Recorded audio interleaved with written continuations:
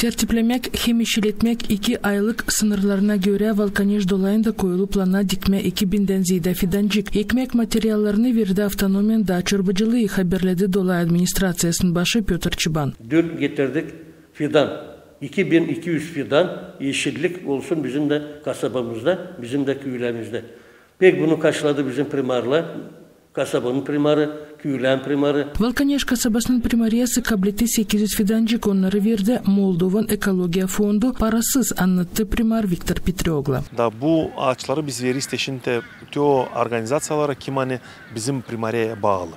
Ama bütün yılda bizde çok organizasyonlar da teklif ettiler kendi soruşlarını hani isteyle onlar da koymaya bu ağaçları. Biz onlara telefon açıyız da onlara da veririz bu ağaçları.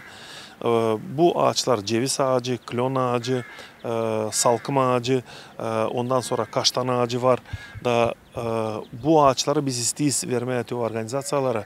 Hani bütün yılda onlar o ağacı koyduğu toprağa onlar onu ıslayacaklar. Fidancıkları Valkanej kasabasının primariyası verir o kurumlara angaları primariyaya bağlı ekledi Viktor Petrioglu. Bu ayda biz bakız bütün evlerin dolayını, bütün organizasyonların dolayını getirmeye güzel şekilde. Hani Paskelle gününde bizim her tarafımız olsun güzel Valkanej kasabasında. Onun için bu sene de biz kalmadık bir tarafında.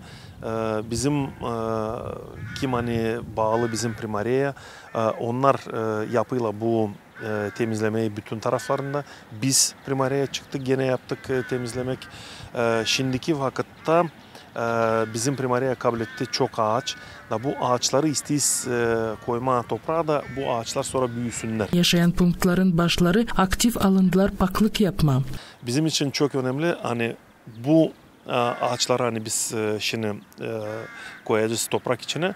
Burası da yağmur silasın. Gelecek haftamızda var burası yağmur da isteyiz bütün işleri Paskelle'ye kadar bitirmeye.